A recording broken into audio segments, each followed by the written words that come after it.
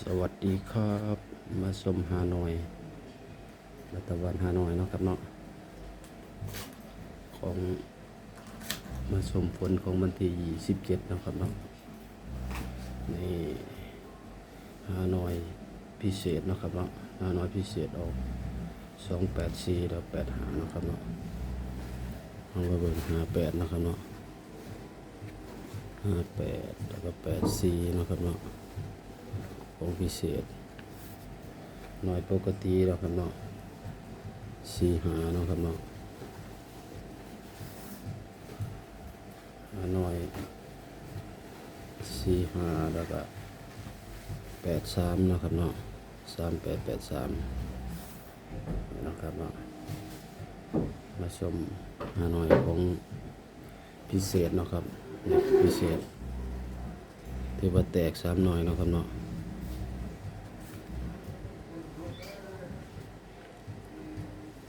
นะครับ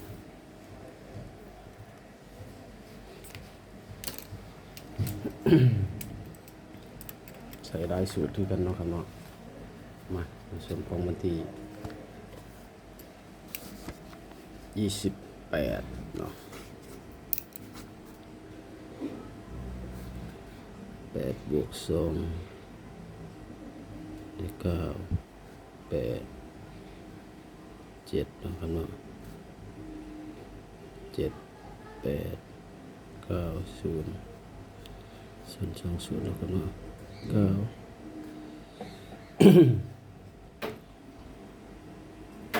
9และ2 3 4 5มันก็ได้เลขสูงแท้2 4 5 6 7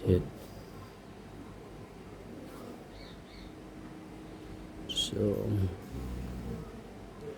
4 1นะครับเนาะ1 0 9 8 7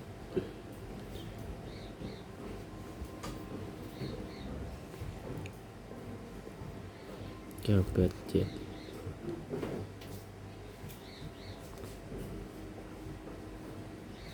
เนี่ยเลย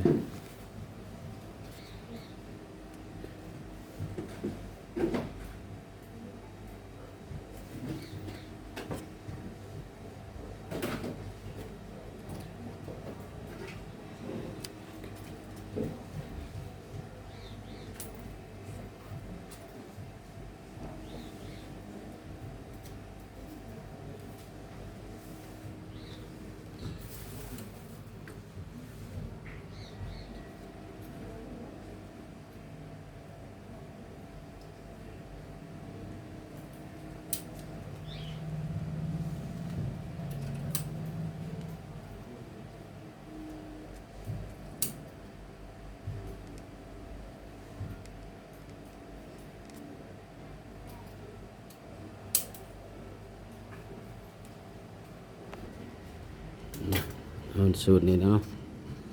เขาดีอยู่1 2 3 1 4 1 5 1 6นะครับ1 7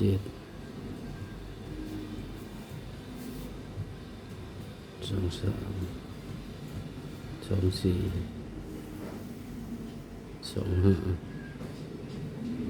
2 6 2 7 3 5นะครับ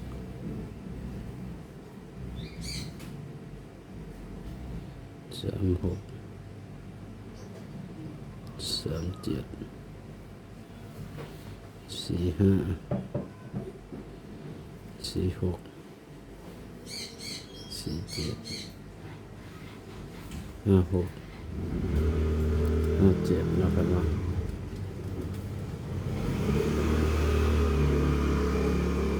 7 6 7 เจ็ดอยู่เด้อเจ็ด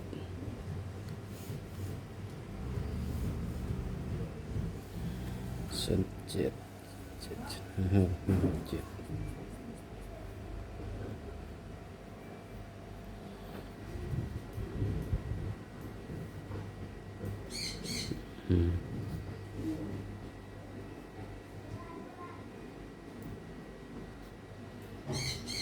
เด็กๆคัดกันอยู่เนาะครับเนาะเหมือนอาจจะเขาเด็กว่าตรงกันคือมือวานนี่เนาะครับเนาะคำเตือนเนาะครับเนาะคำเตือนสูตรมีเข้ามีดุลถ้าผิดพลาดประการใดขอโทษขออภัยเนาะครับเนาะทางสองมีเป็นแผลเคียงแนวทางเนาะครับเนาะ